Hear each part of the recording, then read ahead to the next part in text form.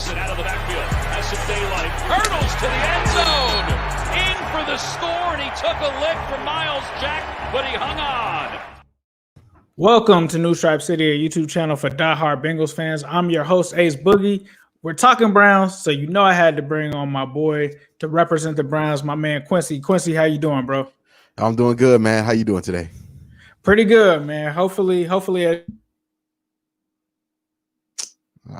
damn. Hold on. Did I lose him? All right, you there? Yeah, I think I'm here. Yeah, I'm here now. No. You're good to go. You're good to go. Yep. So let's talk about this game, man. Obviously, Bengals and Browns was a super exciting game. I think it kind of lived up to the hype. Week 2, surprisingly, on that Thursday night football game, Joe Burrow versus Baker Mayfield. That was a great game that we had. High scoring affair. Totally different, I guess, kind of game now, but still under similar circumstances. Browns coming in after a big loss to the Ravens. They're going to be motivated. Bengals coming in off yet another loss. We've had our fair share of those outside of a tie and a win. But coming into this game, I think what Bengals fans want to know is, where are the Browns at? We've seen the Browns be a team that's dominated at times this season, and then at sometimes in the losses, they've kind of not looked like themselves, but they're still 4-2. So what are your thoughts on like the Browns and who are they coming into this game? Yeah, I mean, there are tiers to NFL teams, right? There are the championship contenders, the guys who have a real shot to come out their division at the start of the season. There's those playoff contenders. There's those guys who are kind of like in between, you know, your 6-10 to 8-8 range. And then there's the Jets, you know, and that's kind of how the tiers go with the NFL. And the Browns, I think they're firmly in that playoff contender kind of tier here. And I think the issue with them is, hey, look, they were 0-16, 3 years ago? This is not a team that's used to playing in games that have high expectations, that have stakes, and, you know, they're not used to being a good team yet. So when they went into Pittsburgh, when they played Baltimore, I'm sure that there was a level of readiness they thought they had. And then they saw how Pittsburgh and Baltimore are going to come out when they see you as a threat.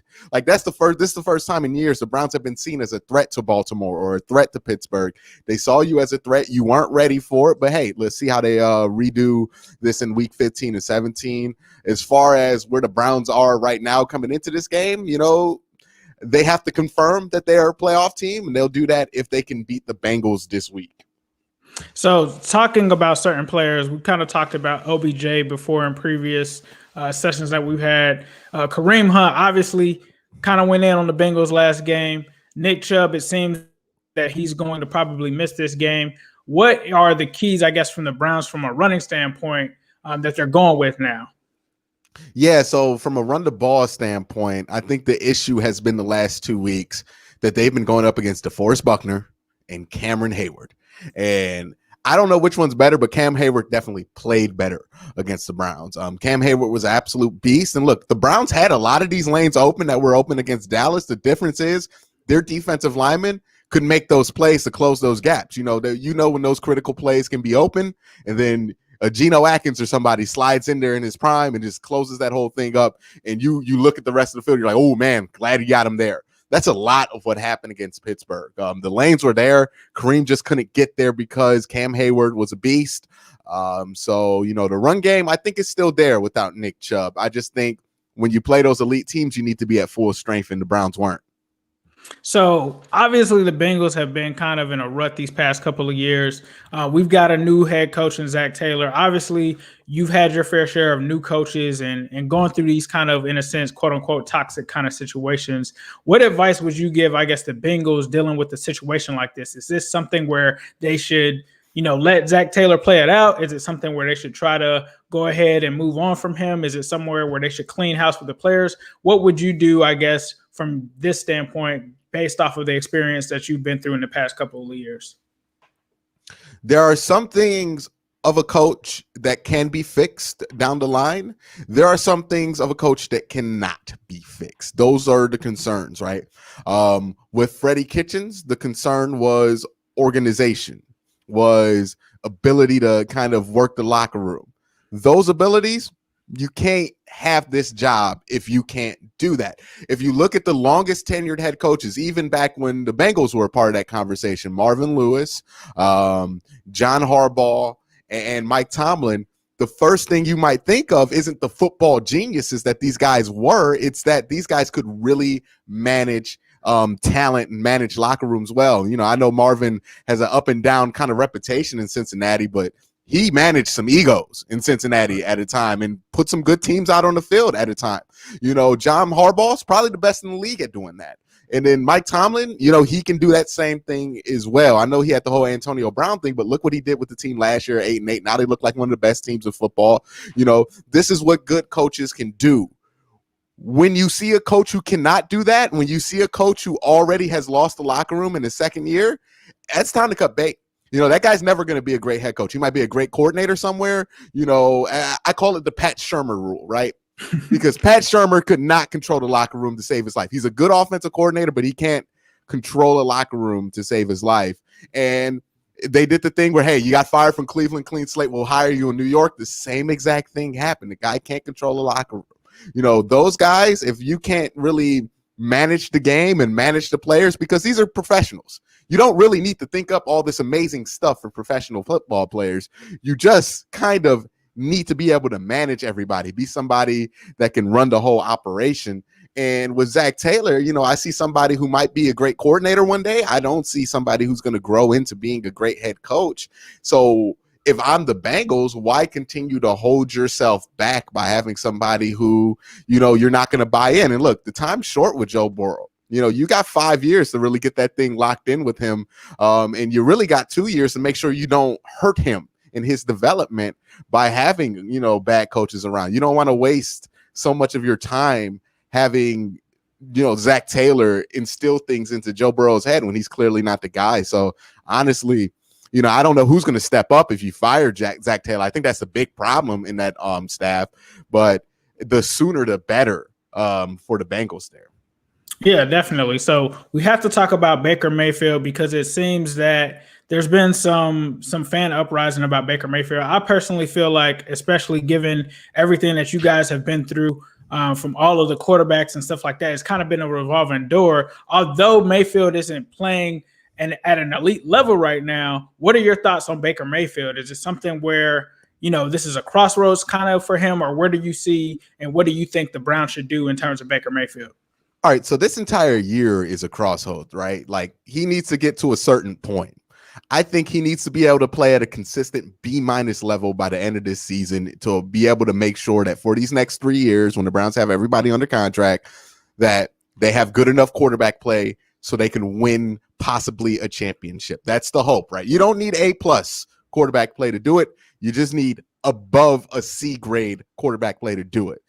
That's what they need out of Baker. He needs to prove he can get to that point. He's not there yet consistently. Sometimes he is, sometimes he isn't. But when we talk about Baker Mayfield and we have this discourse about Baker Mayfield, and this is something we do with young quarterbacks a lot, we tend to focus on what they can't do. And that is a massive mistake. Imagine if people just focused on what Joe Burrow can't do and ignored all the things that he can do, all the reading defenses, all the moving around, everything that he does for protections. They were like, but, you know, he stinks. He can't throw the ball downfield. That's what we have the tendency to do with young quarterbacks. Right. Baker Mayfield is somebody who, look, if you're going to rely on him, he's kind of opposite of Joe Burrow in this respect. Because if you're relying on Baker Mayfield to take you from the 20-yard line to the next 20-yard line, that's not a good situation. He's not that kind of guy yet. He could probably develop into that kind of guy, but he's not. But if you get Baker Mayfield into the red zone, he can do some damage. Just look at his numbers in the red zone. He can really do some damage. He plays really well there. If you could get him in some play action, he can do some damage in that area. And I know people, for whatever reason, want Case Keenum to play. And, you know, I just don't get that one. I don't know where all this love for Case Keenum. It definitely wasn't last year when he was thinking it up in Washington. People weren't necessarily clamoring to trade for Case Keenum. But now Case Keenum's the fix-all to all the Browns' problems when Case Keenum's just a weaker Baker Mayfield, in my opinion. He has less arm strength, less mobility, and the same exact issues. Like, people talk about Baker Mayfield not releasing the trigger. Have you watched Case Keenum? But, you know, it's just, that's not going to be the solution for them. So people I think people like to bring up the whole bench Baker thing, and I think it's pretty much fans from other fan bases are like, they're going to bench Baker because they're the Browns. And that's not really a productive solution for the Cleveland Browns, because what's better than Baker on that roster right now? Me and you can agree that, hey, look, Baker's not playing at that level that you need him to, but you think you're going to get that from Case Keenum? Right. Or the dude on the practice squad? Like, what's the real option there? Somebody suggested that we trade for Ryan Fitzpatrick, which I was like, yo, you want these interceptions to cut down, but you're going to trade for Ryan Fitzpatrick close to November? That's stupid. That's 100% stupid. There's no good solution. Somebody suggested Dwayne Haskins to me. And I know people love Ohio State, but that's the worst quarterback in the NFL so far. So no. The only former Ohio State quarterback I would trade for is Joe Burrow. And he's not going to be traded to us anytime soon. So you got to work with what you got. You got to see what you can take advantage of with Baker Mayfield. And you got to good coaches and good franchises do this all the time. What does my guy do well? Let me focus on what he does well and putting him in positions to do the things that he does well. Lamar Jackson, what does he do well? Throw inside to his seam, tight ends, and run. Boom. Let me craft the offense for that. Ben Roethlisberger, what does he do well? Shotgun. Let me just let him sling it like that. They craft it for him. It's about what your guy does well and making sure you can put him in the opportunity to do things that he does well the most. That's what the Browns need to do. And if they can run the ball, Baker's not going to be an issue. You notice all these games where the Browns can run the ball, we don't hear much complaining about Baker because he's making plays in the red zone. He's doing what he has to do. But when they don't run the ball and you're relying on Baker to go empty to drive you down the field, yeah, that's a massive problem because he's not that good yet. Right. So obviously we talked about week 2. The Browns have had some differences there. One thing that will probably remain the same is Myles Garrett wrecking this game, which he did that first game. But what are the differences now between that first game in terms of like your defense or your offense that has changed from week 2 to now?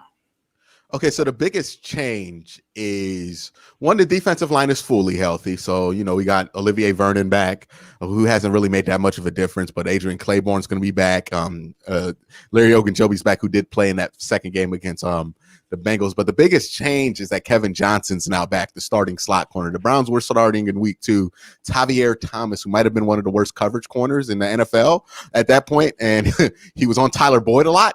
And that was not a good combination for the Browns against the Bengals in week 2. Kevin Johnson is a much, much, much better fit, one of the better slot corners in the NFL. He's been playing really well this season. Also, Malcolm Smith has a more evolved role in the pass coverages.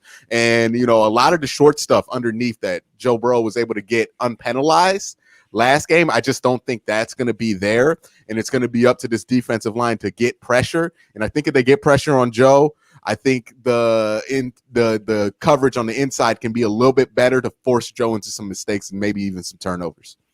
So in terms of, and you may have given it a little bit there, what did the Browns have to do to come out of Cincinnati with a victory?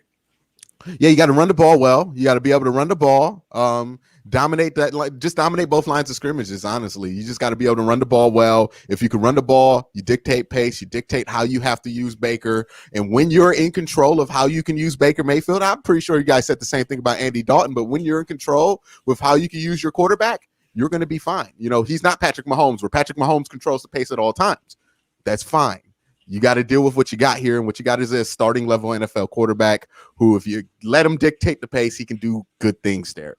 Defensively, you got to get pressure. The front four has to get pressure, and if you get pressure, that's going to mean good things. The only way I see the Browns giving up a ton of points, in the main way I see the Browns giving up a ton of points, is either they don't stop the run, and I don't know if Joe Mixon's going to play, so that's a huge question mark there, if the Bengals are going to be able to do that without him, or if Joe Burrow just lights it up deep. And the combination of the Bengals having to block Myles Garrett long enough for him to get the ball downfield, and then Joe Burrow being accurate on those throws, which he has just not been accurate this year at all in any measurement, that's two things that I think go well in the direction of the Browns. And that's kind of what I think has to happen. I think it's a simple game plan. If you get pressure on Joe Burrow, you can stop the run, especially if Joe Mixon plays. I think you ground a lot of what Cincinnati can do offensively. And then on the other side of the ball for the Cleveland Browns, if you can run this ball, let Baker Mayfield dictate the pace of this game, he's going to be able to put up points. So one thing that we've always talked about, whether it was on the AFC North Talk, and if you're listening to this now and you're not subscribed to AFC North Talk, please be sure to subscribe over there, because me and my man Quincy, and we have two other members over there that represent the Ravens and Steelers. We all come together and talk about AFC North football. So if you aren't subscribed to AFC North Talk, please do so. But over there, we kind of have all been envious of the Browns offensive line. The Browns, as you know, we talked last year as well. You guys had a bad offensive line, similar to the Bengals. We both had bad offensive lines, but the difference is you guys went out in free agency and went and signed guys that I wanted, like Jack Conklin, amongst other guys. You also went out and drafted, and then to make matters worse, you actually hired Bill Callahan, the offensive line coach, which was all moves that the Bengals fans wanted to do. Can you just explain how better that has made your team with one simple offseason to take a bottom tier offensive line to the top? Yeah, man. And you know what, though? To give Bengals fans hope, the Browns offensive line in 2019, they did the exact same mistakes the Bengals did going into that year. Had a inexperienced offensive line coach after having Bob Wiley. Let Bob Wiley go for, a guy coming out of Alabama who didn't have much experience. Obviously, that's the Freddie Kitchens effect. He's left his mark on this organization. And then they opted to keep Greg Robinson, and they opted to keep what's his name? Not Cam Irvin, but Chris Hubbard at right tackle, and they got rid of Kevin Zeitler. They traded Kevin Zeitler, so they weakened the offensive line, and they didn't keep any tight ends. You guys don't have any tight ends healthy. And, you can kind of mask a bad offensive line if you got enough tight ends, and they didn't do that. They put themselves in the worst position. That offensive line was god-awful last year. And then this year, Andrew Berry comes in, and, last year at the end of the season, I said the Browns had a good roster, but they didn't have the glue in between the pieces to put it all together. That's what they did this offseason, where they got the small pieces, the pieces that aren't really, the most valuable ones or the most glamorous ones, signing a Jack Conklin. They went out, traded for Wyatt Teller the season before, but that paid off this season. And then, drafting a Jedrick Wills with your 10th pick overall and just kind of building it in there, getting an experienced offensive line coach. That was huge. That's huge because he can draw up some better protections than whatever the guy was last year. And if you don't think your offensive line coach is important, it's massively important. It's one of the most underrated jobs because that guy draws up all the protections, and you have some guys. I could show you some cut ups of the Browns last year where they had some of the worst protections. I had JT O'Sullivan, former quarterback. I think he played for the Bengals on my show. He does a YouTube channel, and he was like watching this, and he was like, this is stuff that gets people. Like, he was surprised the offensive line coach didn't get fired in some of these protections that he saw because they were bad. They had like the guard pulling on somebody, like with somebody right in their gap. It was just really bad stuff that you saw out of there. So like that kind of stuff is huge. Like, with offensive line play, that the protection schemes and then just getting good personnel in there that can do a world's work. The Browns offensive line changed like that. The same thing can happen with the Bengals offensive line. You got some good pieces. You got two good pieces. You got two decent pieces. Jonah Williams looks like a stud there on the left side. And then, if you can get another, maybe a better option than Bobby Hart on that right side and maybe a decent guard, that's going to fix a lot if you get an experienced tight offensive line coach in there. And that does make a difference. The Browns are able to run the ball. When the Browns are able to dictate the pace, Baker has that time. He's able to make plays, and you're also going to avoid your young quarterback doing what Baker Mayfield has the issues of doing now because he got hit so much in 2019, which is kind of having a case of the yips where he sees it. He don't want to throw it because he's scared he's going to get hit while he throws it, and he's going to fumble and cause a turnover, or he doesn't have enough space to get it out there, or he doesn't have enough time. You can already see this kind of developing with Joe Burrow where he's like 1-2, he starts to panic a little bit. So for the Bengals, that's going to make a huge difference. I think it's going to take like a year and a half for Baker Mayfield to recover from all that hitting that he took in 2019. That's really unfortunate. And I would hate to see the same thing happen to Joe Burrow. No, I appreciate it. Well, this has been Quincy Carrier, my man. This is why I bring him on. He's not only just knowledgeable at the Browns, he's extremely talented when it comes to just conversing about sports in general. Quincy, let them know where they can find your stuff, bro.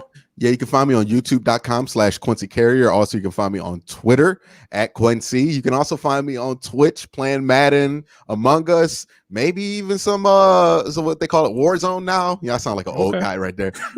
Whatever I feel like doing, I check it out there. We talk football, we do whatever.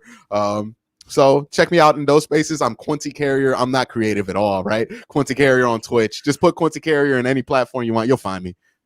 All right, Quincy, appreciate you for joining us here. And Who Dey fans, as you guys know, we will leave you, or I will leave you because he's on the Browns. He doesn't want to say any Who Dey stuff or anything like that. It's the Battle of Ohio.